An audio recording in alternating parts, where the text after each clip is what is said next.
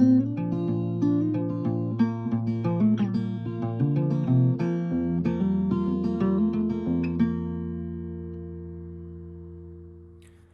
welcome back to Random Reading Pathways. I have a kind of an interesting little book haul that I stumbled across here. I admittedly haven't kept up quite my reading pace the last week or two to be able to check in with any kind of reading update at the moment, much as I would like to, but I do have a couple things I found at a library sale yesterday.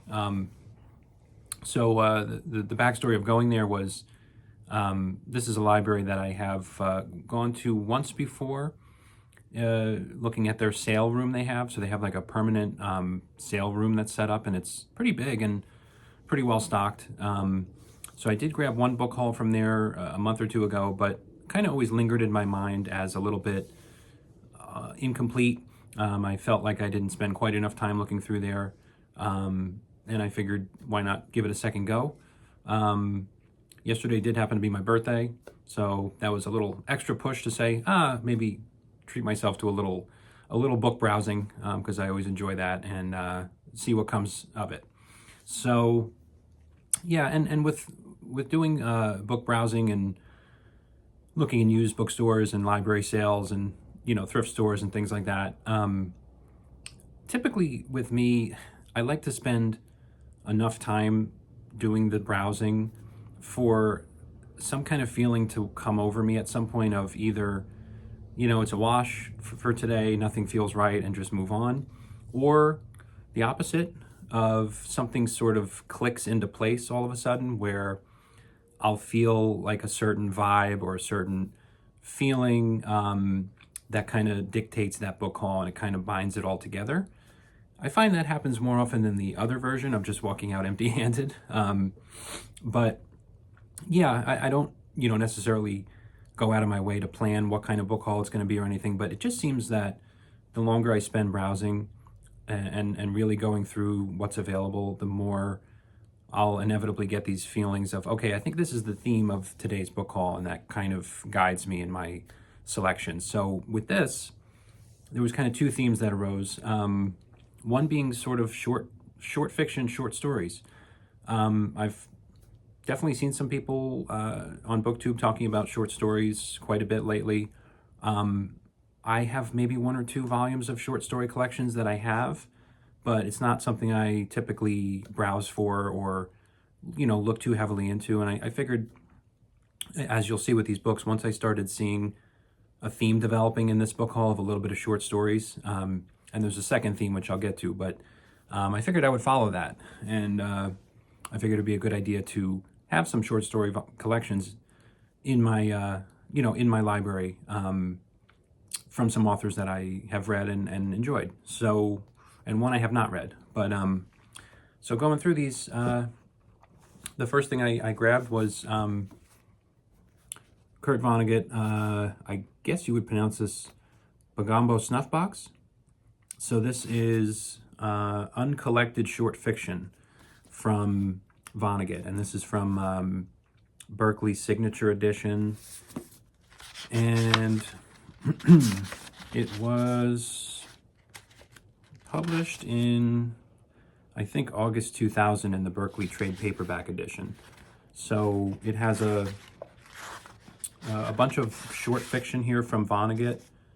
I noticed when I opened the contents, the second short story here, starting on page 35, was Mnemonics, which just caught my eye a little bit extra because if you've watched my last video where I talked about Vladimir Nabokov's Speak Memory, I commented about the term mnemosine and mnemonics and how he wanted to name that book Speak Mnemosine. So my eyes definitely caught on to mnemonics in the table of contents pretty quickly, although that's only a 5-page short fiction work there, so I'm interested to see what that is. But yeah, Bagombo Snuff Box. I don't know what that term means. I think it is the title of one of these stories. But there's a pretty good sized preface in here from Peter Reed, which I'll read, and there is an intro by Vonnegut, and then it gets into the stories. So pretty good sized collection. There he is. And I've read only A Slaughterhouse-Five by him. So yeah, I know that some of his short works are certainly much talked about. So I figured I spotted this one, and it seemed like a good fit for the theme that I was kind of developing. And right on point with that theme was this as well, the short stories of Ernest Hemingway. Looks like this says the first 49 stories with a brief preface by Hemingway. So this is from the Scribner Library Omnibus Edition. Nice, really thick trade paperback. I was kind of in the mood for trade paperbacks when I was looking through these. I can't find like a publication date in here of this collection. It's got copyright for kind of all the stories in here individually. There's a really quick 2-page preface from Hemingway here, and then it just dives into the 49 short stories, I guess, starting with The Short Happy Life of Francis Macomber. So, and then it just goes through quite a few of them. So I guess the Scribner Library publishes a bunch of Hemingway here, which I haven't got too much of that. I have next to me here the only Hemingway I've read to this point, which is For Whom the Bell Tolls. So I did read this a couple years ago at this point, kind of in that lull period for me reading-wise, where I really wasn't reading consistently, but I did happen to pick this one up, and I did get through this one. It's kind of one of these older publications of it. It's also from Scribner's, actually, now that I look at the side. It is from Scribner's, and so this is the Scribner Library collection of Hemingway's short stories. So yeah, I kept finding a couple short story volumes, and the theme started developing here of what I wanted to grab.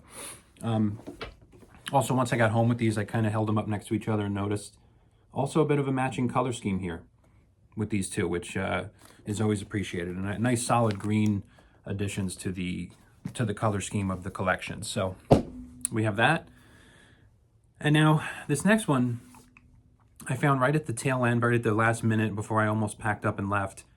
And this solidified the theme for me, and this was one of the bigger coincidences I think I've had with book hauls and book browsing and reading in a while, and I always like to highlight these things. So as I said, yesterday was my birthday, December 10th, and right as I'm about to leave, my eye catches The 10th of December by George Saunders, which is, I believe, his most celebrated short story collection. He's most notably known for his short stories, I guess.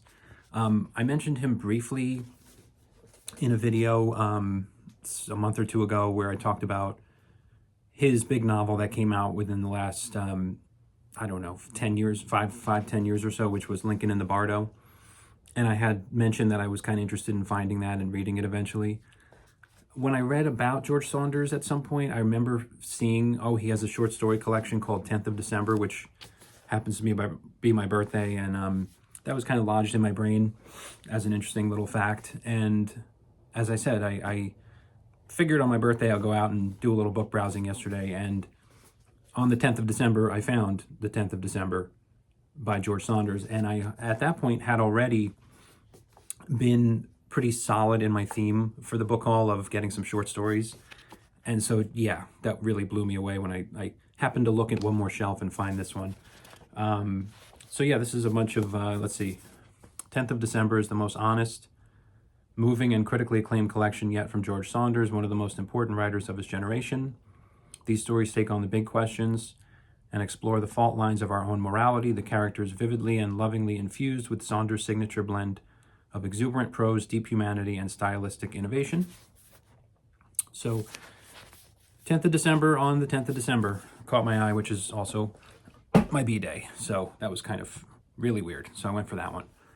And then this next theme that developed here was kind of part two of the themes of this book haul. So in an earlier video on this channel, one of my first videos I posted, I mentioned that I hauled a box set which included The Call of the Wild by Jack London, which is a book, a short little book that I do love, and it's an important-ish book to me because I kind of was in a reading dry spell for a long time, but I did read Call of the Wild during that dry spell and just kind of really liked it, and I like other Jack London works, and it kind of just kept me clinging on by a thread to being a reader. So I've always had an affinity for Call of the Wild, And in that video I talked about that haul. I mentioned that in getting Call of the Wild in that version, that was my second version, so now I have duplicates, and I'm going to have to get rid of one of them. And up until now, I hadn't decided which one to unhaul, if any. But then at the book sale room yesterday, another theme started developing, which is everywhere I looked was Call of the Wild in all different versions. And the more I kept seeing it sitting there, the more I just kept chuckling, and eventually the gears clicked into place and just said, instead of unhauling one of my duplicate Call of the Wilds, why not just collect Call of the Wilds? They're dirt cheap, and I'm kind of taking them off the shelves for other people, but I don't think these were really going to be grabbed anytime soon. And I also have kids, so the more copies I have in my possession and around, the better, because I may lose one or two at some point, and these are kind of kid-friendly stories once they get to a certain age. So yeah, I'll just fly through quick the 4 different copies of Call of the Wild that I found in the same little book sale room yesterday. So I grabbed them all, and I figured that could kick off a little fun search project for me of finding different versions of Call of the Wild out there in the wild. So what kicked this off, though, and this first version here kind of fits the other theme I talked about also of short stories, because I found this one first. This is the Call of the Wild and Selected Stories from Jack London, and I really like that cover. Never came across this copy. This is a Signet Classic version. So you got a little intro here with some interesting writing up there.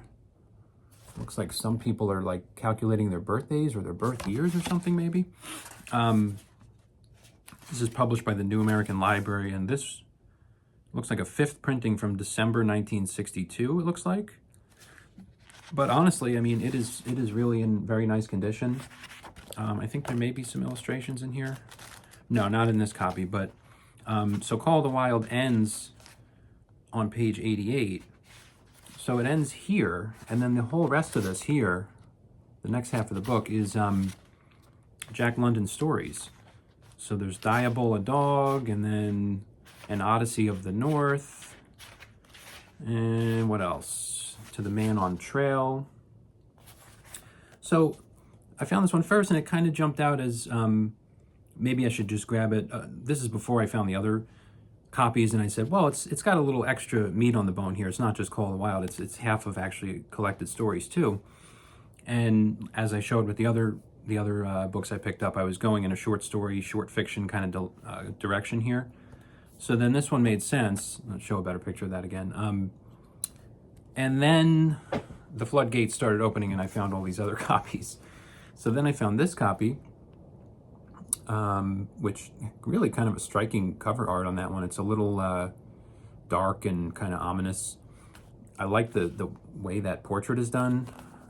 It's very shadowy. There's a term, chiaroscuro. Does that ring a bell for anybody as art historians or anything like that? Is this chiaroscuro? I need to look into that. Isn't that the shadowy kind of painting method they used to do in the Renaissance or something? Somebody might know that better than me, but so this is Washington Square Press Classic, and this one is 1974 printing, it looks like, but also, as you can see, just nice condition. There's a little more meat on the bone with this one too, though, so you get Call of the Wild, but in addition to that, right in the middle here, there's a section. It's about almost a 50-page section in the middle, which is a reader's supplement. So reader's supplement to Call of the Wild, where it goes through an illustrated kind of walkthrough of all kinds of things about the book, maps of the area, talks about Jack London himself, and just, some really cool illustrations of different, scenes from the book. So this was Call of the Wild plus a reader's supplement. This was Call of the Wild plus other Jack London stories. So I said, let me start grabbing these, because at least they're adding something beyond just the story. But then the floodgates continued opening, and I found some kid versions, some kind of youth reader, young reader version. So here's Puffin Classics, Call of the Wild, a little bit more of a kid-friendly artwork on that one. So this is Puffin Books. Get another illustration here of Jack London. So there's all different portraits of him and all different takes on the dog Buck itself from the book. And my favorite one coming up in a second, but reissued in this edition 1994. So this one's from 94. And in this one you do just get the story with some illustrations. So, but I like that picture on the front is kind of beautiful. And then the final version of Call of the Wild that I picked up, once I was on this roll of grabbing these, I kind of just couldn't stop. So then this little guy on here cracks me up. Somebody maybe will tell me what kind of dog this is.